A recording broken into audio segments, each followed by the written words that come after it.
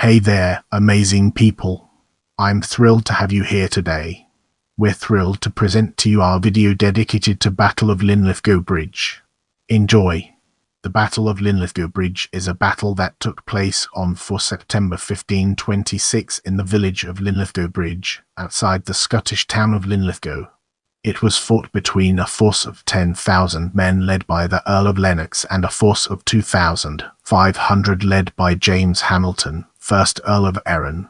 The battle was part of a power struggle in Scotland for control of the young Scottish king, James V. The battlefield was added to the National Inventory of Historic Battlefields in Scotland prepared by Historic Scotland under the Scottish Historical Environment Policy of 2009.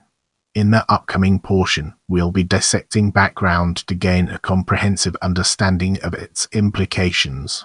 The Battle of Linlithgow Bridge was a product of the power vacuum created by the death of James IV of Scotland in the Battle of Flodden in 1513.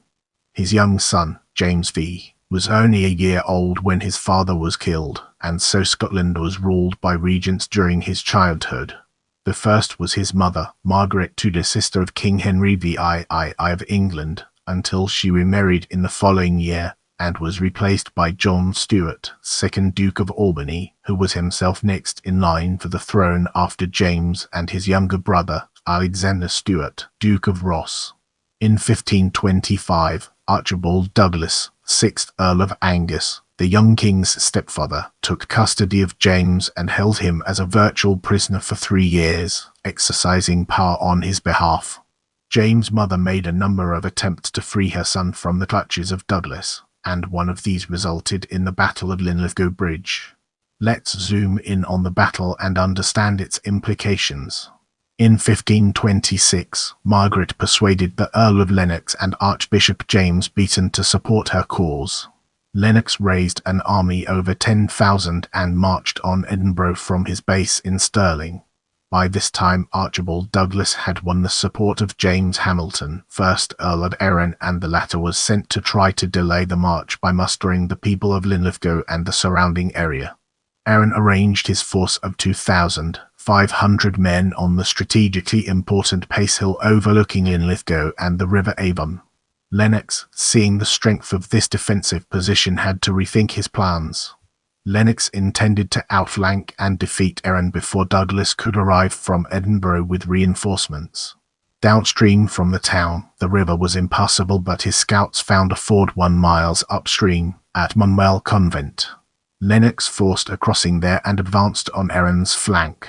However, Arran saw the threat and placed his troops facing south along the ridge of Pace Hill.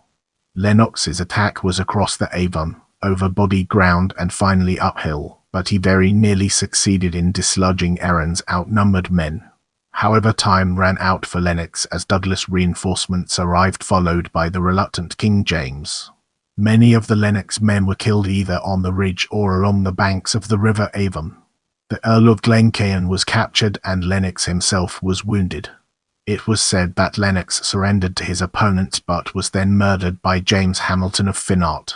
The location of Lennox's murder is commemorated with a cairn that stands at the entrance to the Kettlestown estate.